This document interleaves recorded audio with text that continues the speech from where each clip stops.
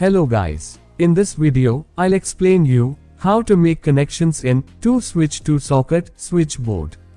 Let's understand the terminals of the switch and socket. In every switch, there are two terminals. The top terminal is for output, and the bottom terminal is for input. In every socket, there are three terminals. The top terminal is for earthing, the left terminal is for neutral, and the right side terminal is for line or phase. Now, let's understand the wiring in the switchboard. In every switchboard, the phase wire is controlled by the switch, and the neutral and earth wire are connected directly with the sockets. Let's start the wiring procedure. Step 1. Connecting earthing wire. Connect the earthing terminals of both sockets with a green wire.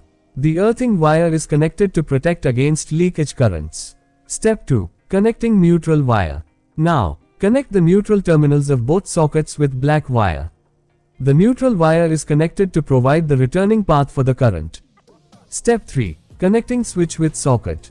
Now, connect a wire from the top terminal of the left switch to the line terminal of the left socket. Repeat the same connection with the right side switch and right side socket. This connection is used to control the phase supply in the socket. Step 4. Connecting switch with switch. Let's connect both switches with a loop wire. This wire distributes the phase supply into both switches. Step 5. Connecting main supply wire in switchboard. At first, connect the main earthing wire with the earth terminals of any socket.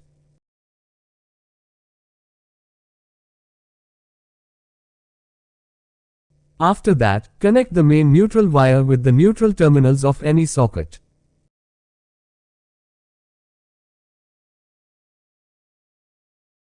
Now, for the final connection, connect the main phase supply wire in the bottom terminal of the switch loop. All the connection wiring is completed. If you learned something new from the video, leave a like, it gave me motivation to make more videos. Leave a comment in the comment box.